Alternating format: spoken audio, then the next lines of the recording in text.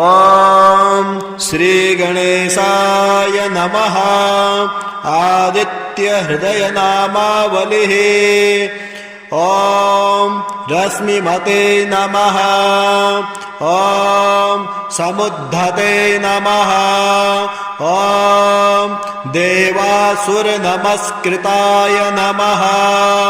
ॐ विवस्वते नमः। ॐ भास्कराय नमः। ॐ भुवनेश्वराय नमः। ॐ सर्वदेवात्मकाय नमः। ॐ तेजस्विने नमः। ॐ रश्मिभवनाय नमः। ॐ देवासुरगणलोकपालाय नमः। ॐ ब्रह्मणे नमः।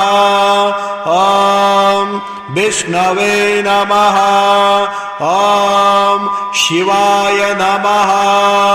ॐ स्कन्धाय नमः। ॐ प्रजापतये नमः। ॐ महेन्द्राय नमः। ॐ धनदाय नमः। ॐ कालाय नमः। ॐ यमाय नमः। ॐ सोमाय नमः। ॐ अपांपतये नमः। ॐ पितृमूर्तये नमः। ॐ वसुमूर्तये नमः। ॐ शाद्यमूर्तये नमः। अश्विमूर्तये नमः। ॐ रुद्रमूर्तये नमः। ॐ मनवे नमः। ॐ वायुमूर्तये नमः। ॐ वहनये नमः। ॐ प्रजमूर्तये नमः। ॐ प्राणाय नमः।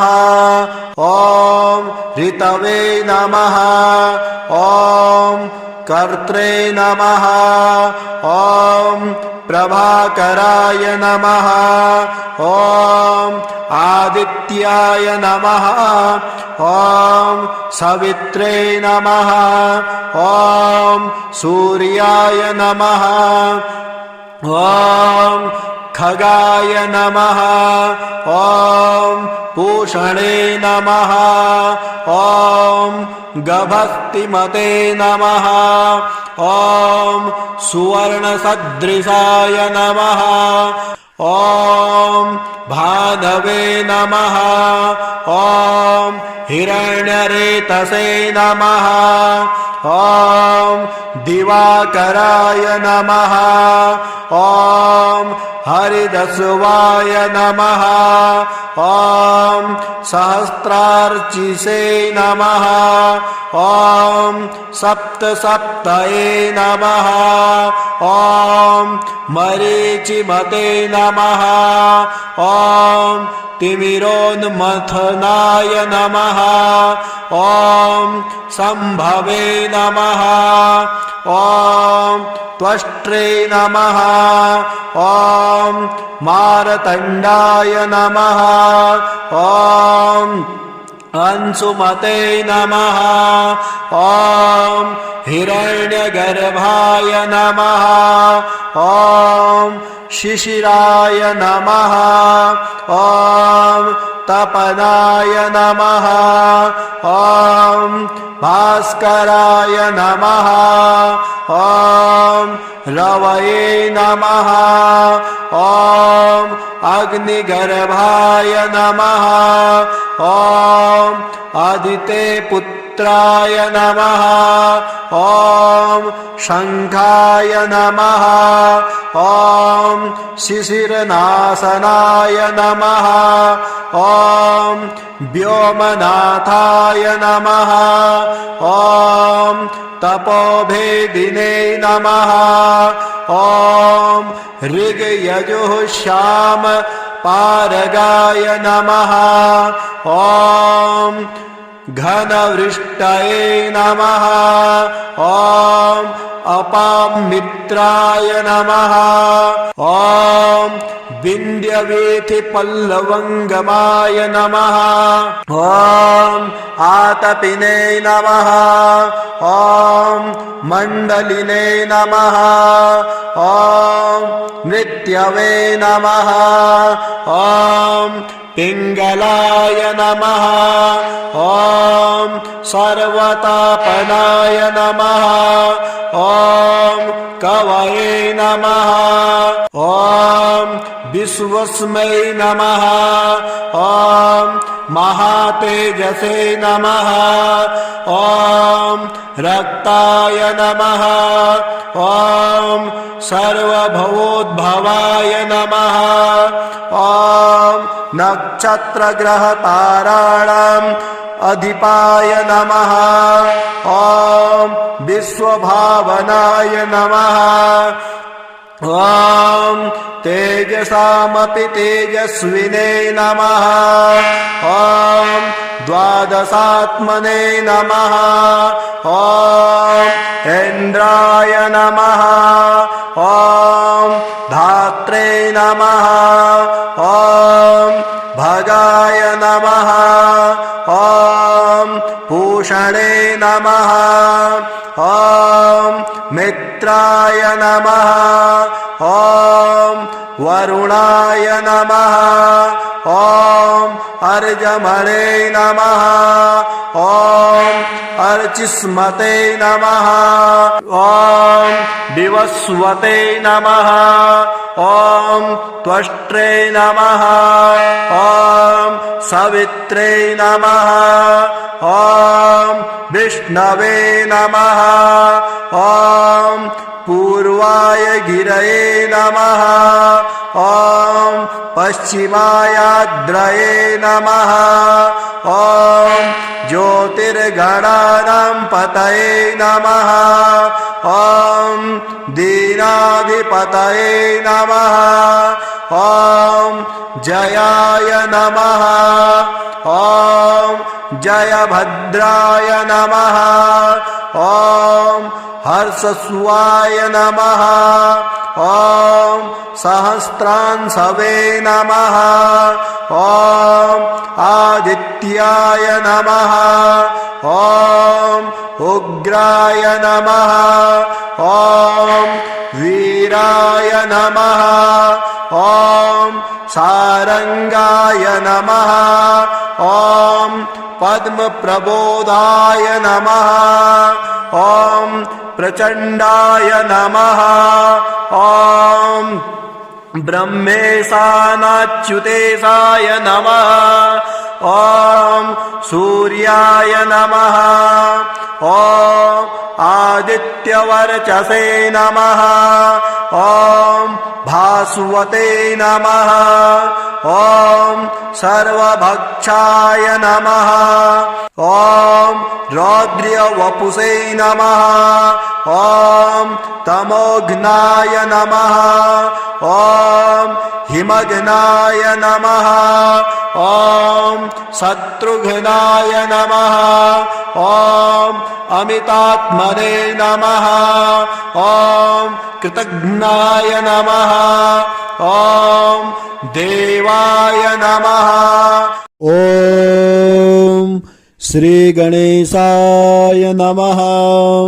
आदित्यहृदयस्तोत्रम् पद्मपुराणान्तर्गतम् अथ श्रीपद्मपुराणोक्त निरोगकारी आदित्यहृदयप्रयोगाः। आदित्यः प्रथमं नाम, द्वितीयं तु दिवाकरः, तृतीयं भास्करं प्रोक्तम्, चतुर्थं च प्रभाकरः, पंचमं च सहस्रांश, षष्ठमं चैव त्रिलोचनः, सप्तमं हरिदस्वं च, अष्टमं तो अहरपतिः, नवमं दिनकरः प्रोक्तम्, दशमं द्वादशात्मकः, एकादशं त्रिमूर्तिश्च द्वादशं सूर्य एव तु द्वादशैस्तानि नामानि प्रातः काले पठेन्नरः दुःस्वप्नो नश्यते तस्य सर्वदुःखं न नश्यते दद्रुकुष्ठहरं चैव दारिद्र्यं हरते ध्रुवम् सर्वतीर्थकरं चैव सर्वकामफलप्रदम् यः पठेत् प्रातरुत्थाय भक्त्या स्तोत्रमिदं नरः सौख्यमायुस्तथारोग्यं लभते मोक्षमेव च सूर्यस्य 12 नाम नमस्कारम् ॐ आदित्याय नमः ॐ दिवाकराय नमः ॐ भास्कराय नमः ॐ प्रभाकराय नमः ॐ सहस्रांशवे नमः ॐ त्रिलोचनाय नमः ॐ हरिदसवाय नमः ॐ विभावसवे नमः ॐ दिवाकराय नमः ॐ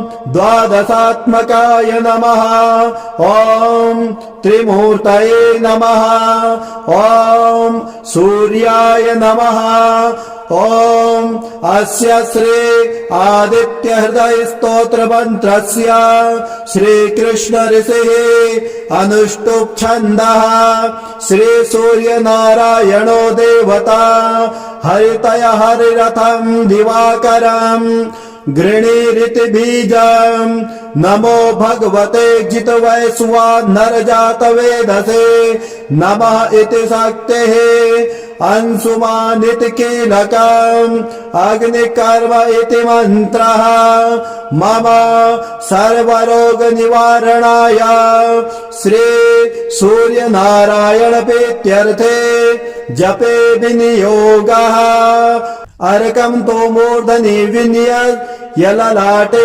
तुरविन्यसेत् विन्यसेत् करयोः सूर्यः कर्णयोश्च दिवाकरम् नासिकायां न्यसेत् भानुं मुखं वै भास्करं न्यसेत् पर्जन्यो मोष्टयाश्चैव तीक्ष्णं जिह्वान्तरं न्यसेत् सुवर्णरेतसं कण्ठे स्कन्धयोस्तिग्मतेजसाम् बाहुवोस्तु पूषणं चैव मित्रं वै पृष्ठतो न्यसेत् वरुणं दक्षिणे हस्ते त्वष्टारं वामतः करे हस्तावुष्णकरः पातु हृदयं पातु वा भानुमान् स्तनभारं महातेज आदित्यमुदरे न्यसेत् पृष्ठे त्वर्गमणं विद्या दादित्यं नाभिमण्डले कट्यां तु विन्यसेत् ध्वंसं रुद्रमूर्वो विन्यसेत्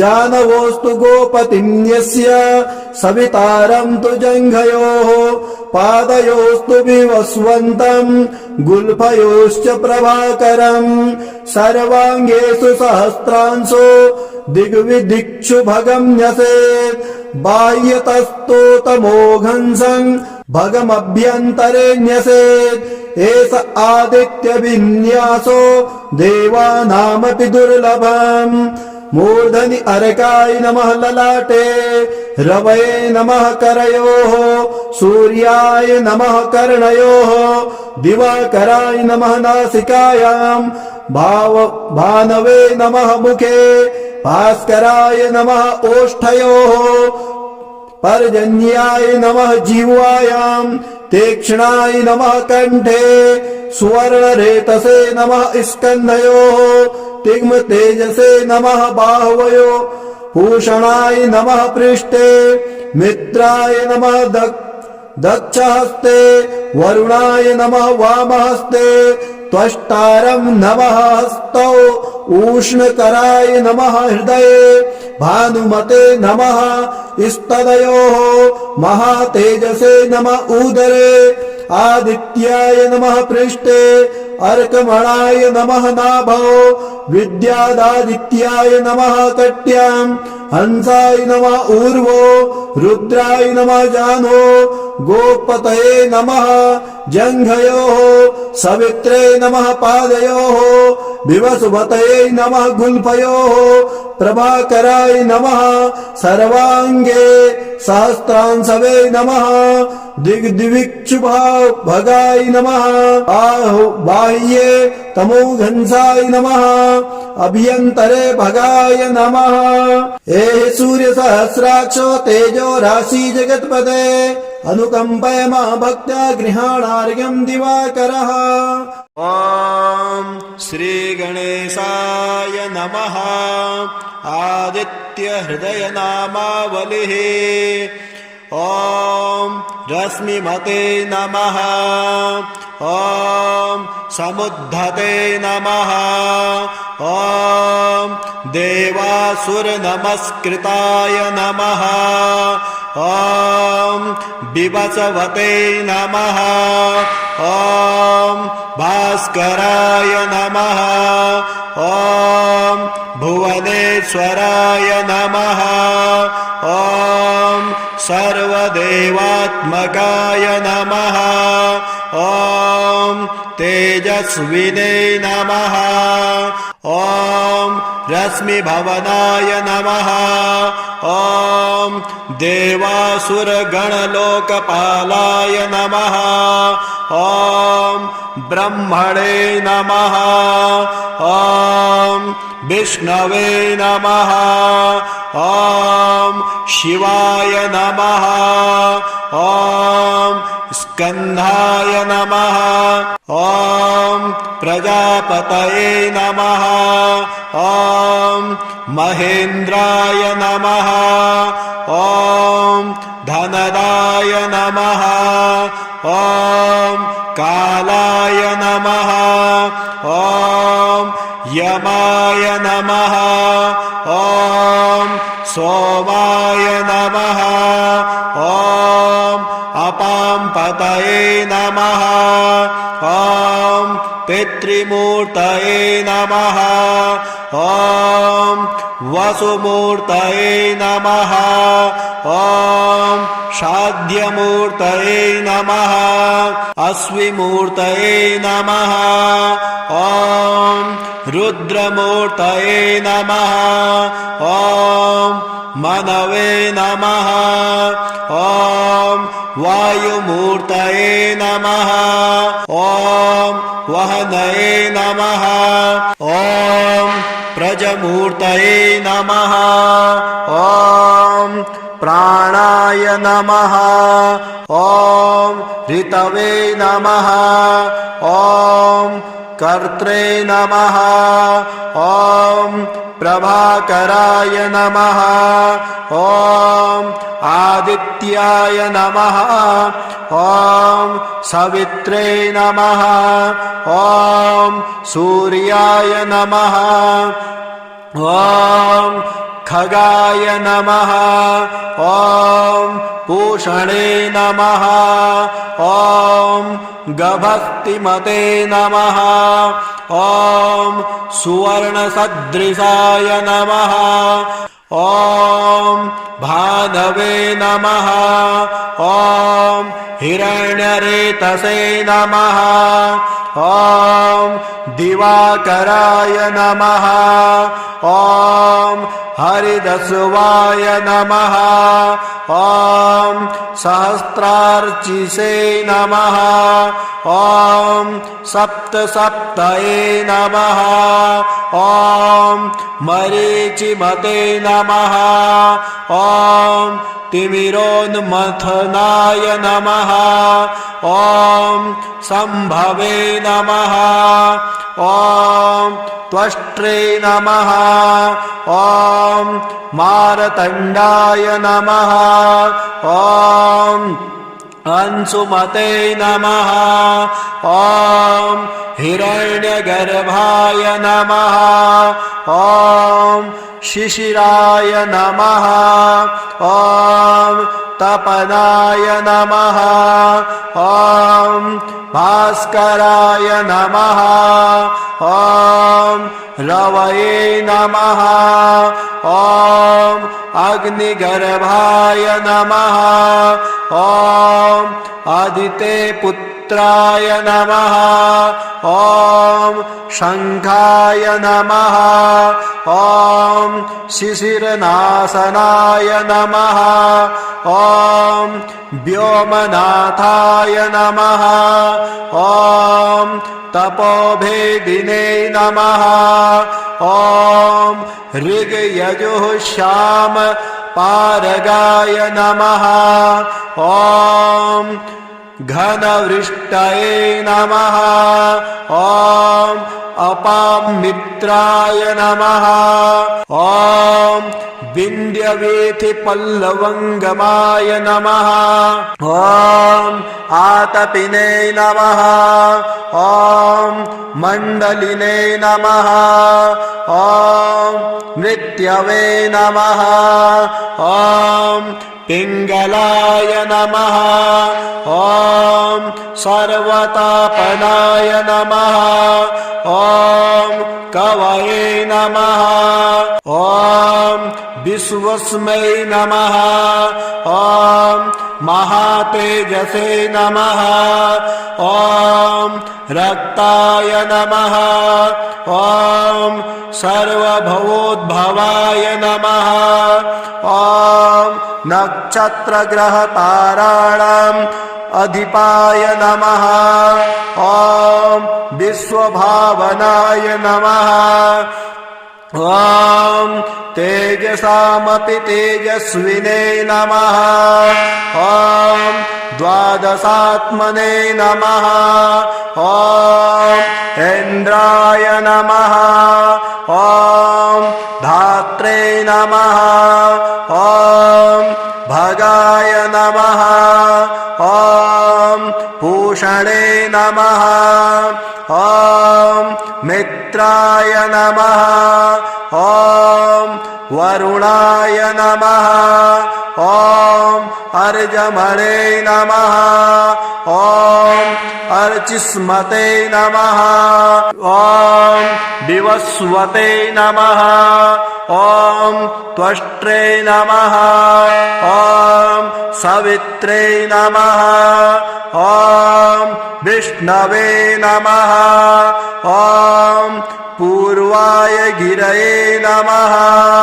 ॐ पश्चिमायाद्रये नमः ॐ ज्योतिर्गणानां पतये नमः ॐ दीनाधिपतये नमः ॐ जयाय नमः ॐ जयभद्राय नमः ॐ हर्षस्वाय नमः ॐ सहस्रांशवे नमः ॐ आदित्याय नमः ॐ उग्राय नमः ॐ वीराय नमः ॐ सारंगाय नमः ॐ पद्मप्रबोधाय नमः ॐ प्रचण्डाय नमः ॐ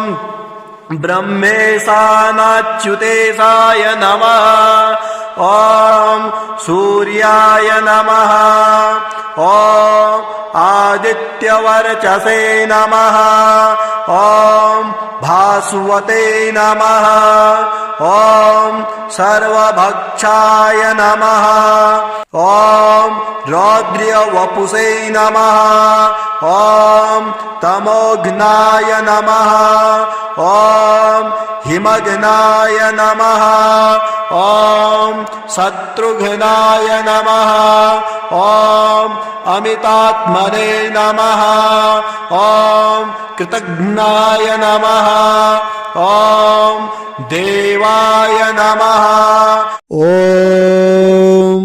श्रीगणेशाय नमः आदित्यहृदयस्तोत्रम् पद्मपुराणान्तर्गतम् अथ श्रीपद्मपुराणोक्त निरोगकारे आदित्यहृदयप्रयोगाः।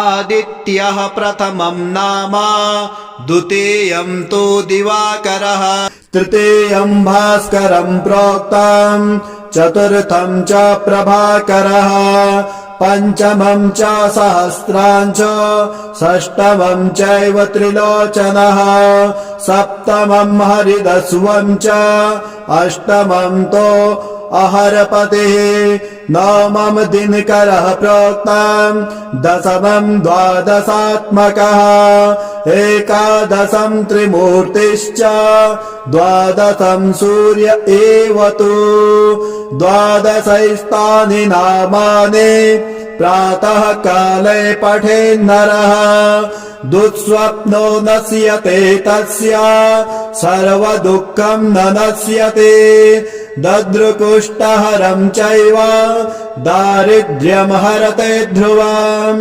सर्वतीर्थकरं चैव सर्वकामफलप्रदम् यः पठेत् प्रातरुत्थाय भक्त्या स्तोत्रमिदं नरः सौख्यमायुस्तथारोग्यं लभते मोक्षमेव च सूर्यस्य 12 नाम नमस्कारम् ॐ आदित्याय नमः ॐ दिवाकराय नमः ॐ भास्कराय नमः ॐ प्रभाकराय नमः ॐ सहस्रांशवे नमः ॐ त्रिलोचनाय नमः ॐ हरिदस्वाय नमः ॐ विभावसवे नमः ॐ दिवाकराय नमः ॐ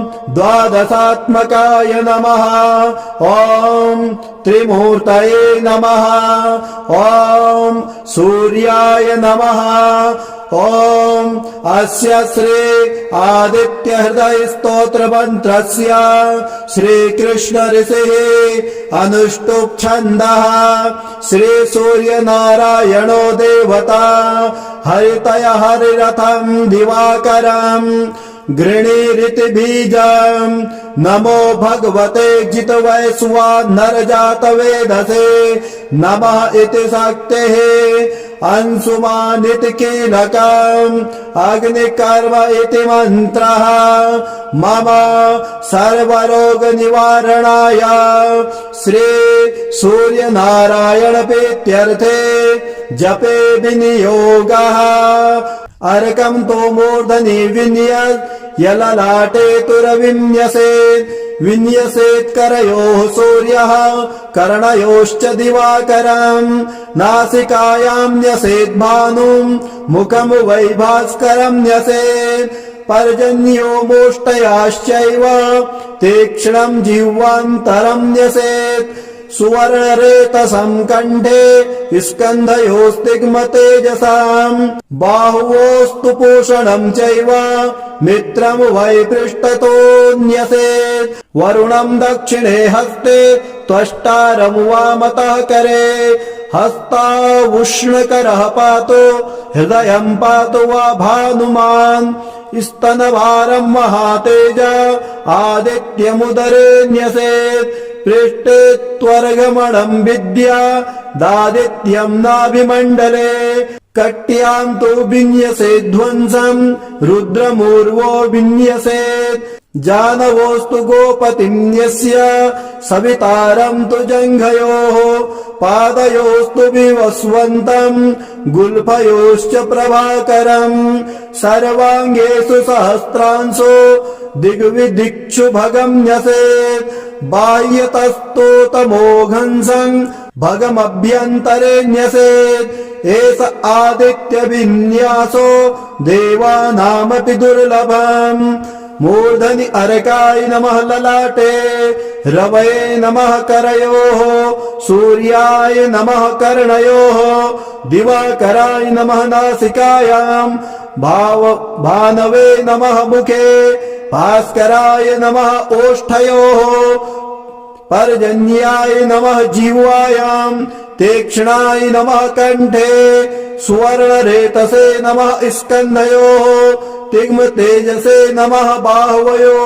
भूषणाय नमः पृष्ठे मित्राय नमः दक्षहस्ते वरुणाय नमः वामहस्ते त्वष्टारं नमः हस्तौ उष्णकराय नमः हृदये भानुमते नमः स्तनयोः महातेजसे नमः उदरे आदित्याय नमः पृष्ठे अर्कमणाय नमः नाभौ विद्यादादित्याय नमः कट्यां हंसाय नमः ऊर्वो रुद्राय नमः जानो गोपतये नमः जङ्घयोः सवित्रे नमः पादयोः विवसुमतये नमः गुल्फयोः प्रभाकराय नमः सर्वाङ्गे सहस्रांशवे नमः दिग्दिविक्षुभगाय नमः बाह्ये तमोघंसाय नमः अभ्यन्तरे भगाय नमः हे सूर्य सहस्राक्षो तेजो राशि जगत्पते अनुकंपय मा भक्त्या गृहाणार्घ्यं दिवाकरः।